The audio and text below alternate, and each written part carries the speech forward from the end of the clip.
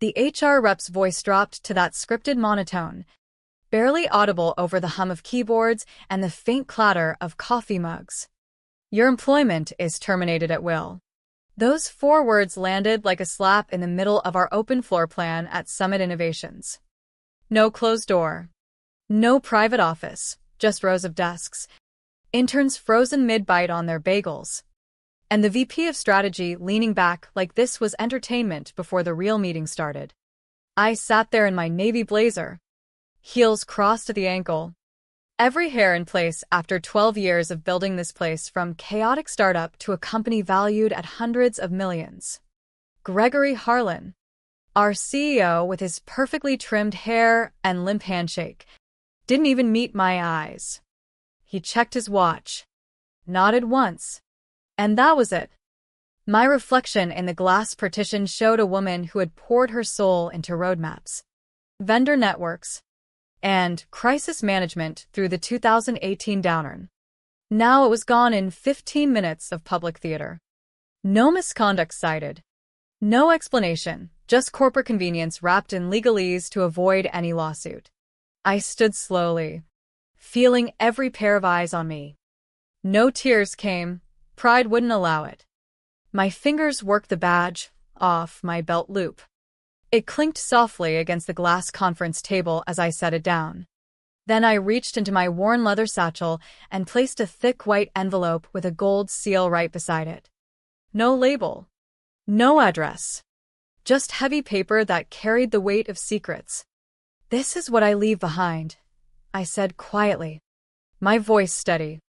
Gregory was already turning to someone else about quarterly metrics, as if I had never existed. I gathered the few things that mattered. A framed photo of my golden retriever Max from better days, the silver pen my late mentor had given me, and a locked manila folder from my bottom drawer. Heads turned away as I walked past, fake concern, sudden fascination with screens. The elevator doors closed, and in that metal box descending 30 floors in downtown Chicago, the silence pressed in. They had no idea what they had just unleashed. That envelope wasn't a goodbye. It was the beginning of something far more calculated. 2 days later, I was gone. No out-of-office reply. No farewell email. No LinkedIn humblebrag. I simply vanished from the system. I took a one-way flight to a quiet rental outside Denver. Then moved again to Austin. Always one step ahead. Consulting under an alias for discreet offshore clients who paid well for invisibility. Low-profile strategy. Work kept the lights on, but the folder labeled YH Holdings stayed with me everywhere, along with the silver pen. Emily Harper had been the quiet admin when she started. Barely 20, petite, hair always pulled back, blending into the background like office furniture. Most walked right past her. Interns nicknamed her harmlessly. One VP snapped at her over the last creamer in the break room, calling her just support. I noticed more. The way her hands moved with precision during investor prep, correcting subtle math errors in pencil, knowing exactly where the founder kept original stamped documents. She wasn't ordinary. Small moments gave her away, adjusting notes before board calls, using a personal phone after hours, quietly rerouting contracts so I could review them first. We never spoke openly about it, but a silent understanding grew. I covered for her early departures. She protected my work from sloppy execs. Then one evening in the parking garage, eyes red-rimmed, she handed me that envelope without a word, nodded once, and drove away. Inside were copies of a birth certificate, a notarized guardianship clause, and a trust document highlighting one line: control reverts to the successor on her 28th birthday. The successor, Emily H. Her last name never appeared on badges or HR files. But the founder's signature, Thomas Harper, was unmistakable. Suddenly, every overlooked slight, every late-night correction made devastating sense. She was his hidden daughter, kept secret for reasons of family complication and corporate optics. And I had been erased just before she could fully activate her claim. In my Austin rental overlooking a sleepy neighborhood, I spread the documents on the kitchen table under a single lamp. The trust was ironclad. Drafted in 1993. Vesting full successor authority, including veto over acquisitions or major transitions, at age 28. Emily had turned 28 quietly while the company pretended its golden era continued without us. Stock climbed. Press praised innovation and legacy. But the building I knew had been held by duct tape and loyalty. My frameworks, my survival strategies from the crash, my mentored analysts, all claimed by others. Gregory strutted at conferences boasting built from scratch, recycling my work. I took a slow breath and whispered to the empty room. Time to update the terms. The fuse was lit. The silence I left behind wasn't defeat. It was preparation. Cinematic, dramatic, high-contrast YouTube thumbnail of an attractive, charismatic, professional woman with expressive, shocked yet determined face in sharp blazer and heels. Clutching a thick sealed gold envelope in a bustling open-plan office as an arrogant CEO turns away indifferently. Bold, readable overlay text, public firing ignites secret heirs corporate takeover. Public firing ignites secret heirs corporate takeover. The months after my departure blurred into careful movement across the country. From Denver to Austin, then a temporary base in Seattle. I built a ghost network of consulting gigs. Always secure channels. Burner accounts. Scheduled pings only. Emily and I maintained minimal contact, nothing traceable, nothing emotional.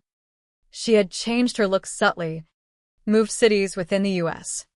Let Summit believe she was just another admin who burned out after the reorg. But she was studying power, watching board dynamics, shareholder whispers, learning how the wrong hands wielded influence. She had been living in the shadows her entire professional life. Thomas Harper's daughter from a complicated relationship he kept buried to protect the company's clean image. The trust documents spelled it out. Full control upon maturity. Veto rights over transitions. With no rescission possible without his explicit action, which never came. Emily had protected the foundation while execs mocked her. I had seen the mask slip in quiet moments, her steady hand fixing a pitched deck. Her calm deflection of condescension. When she emailed through secure means, "I'm ready now," with a timestamp confirming her 28th birthday passed, the weight shifted. We arranged a discreet notary appointment in a nondescript office outside Philadelphia. Fluorescent lights buzzed overhead. A squeaky chair. The notary precise and Swiss neutral. Emily sat across from me in a hoodie. Curls tucked away. Her signature steady on the papers activating successor authority. The stamp hit the page with finality. She looked me in the eye. Let them keep climbing. We'll see how far they fall. Meanwhile, Summit celebrated its ascent. New banners proclaimed innovation, ownership, legacy. Product launches I had architected were touted without credit. The CFO recycled my 2018 budget strategies at fintech panels. A junior analyst I mentored received praise for pioneering my resource model, written in a hospital room during my father's final days.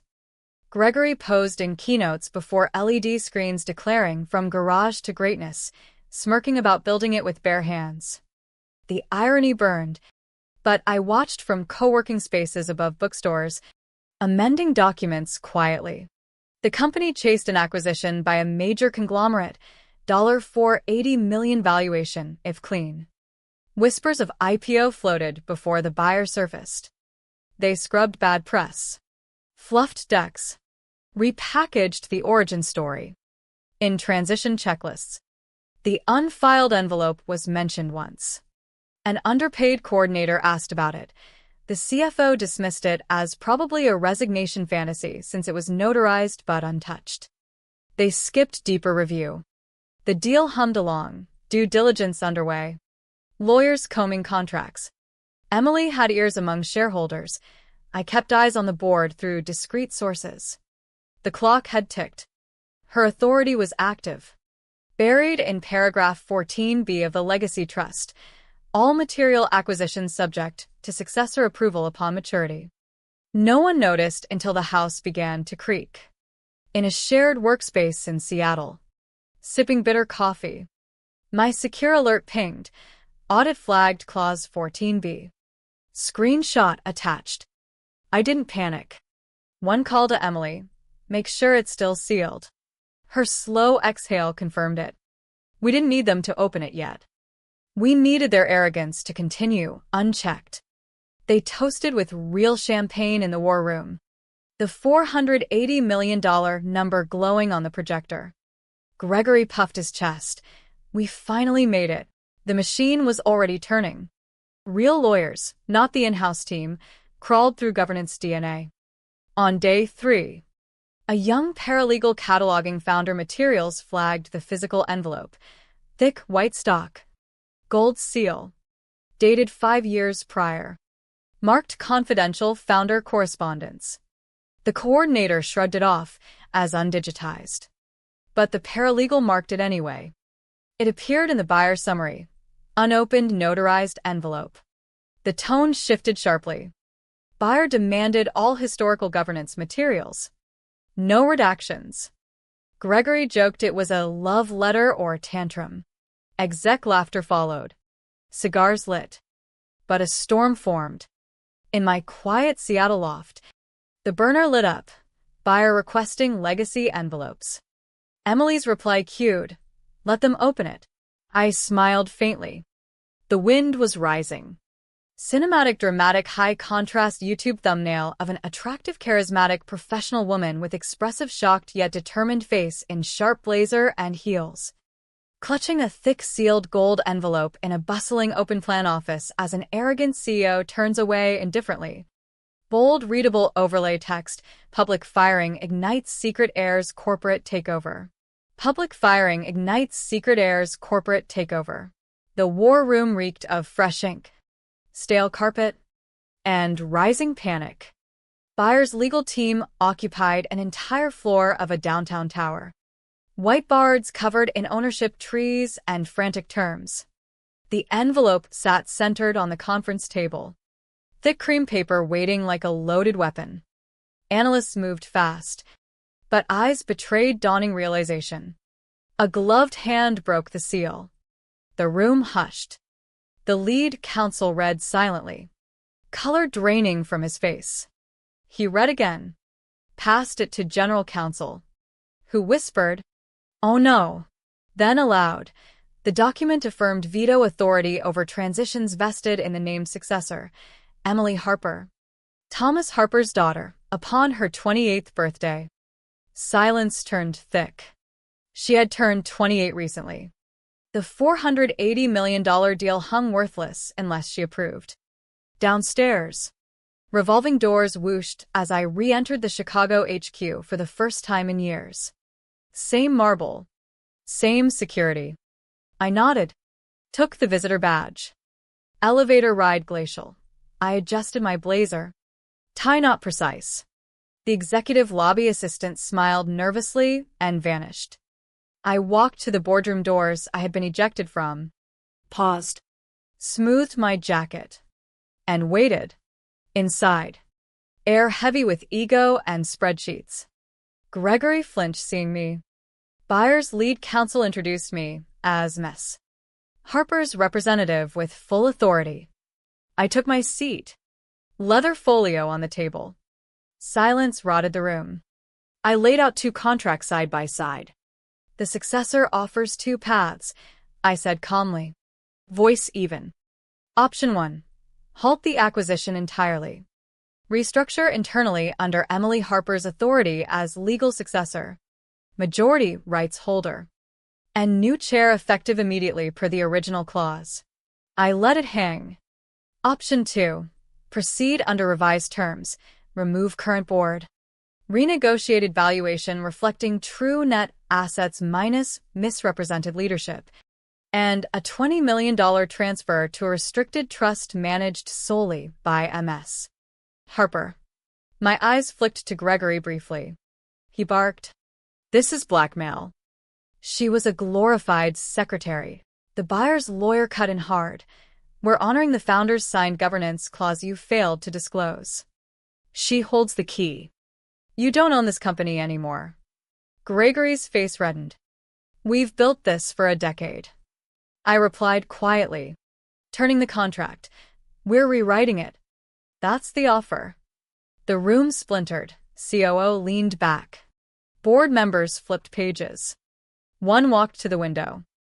After tense minutes, the lead negotiator said, "We'll need 48 hours. But consider this a handshake." I stood. Didn't glance at Gregory again. My part was done. Emily would finish it.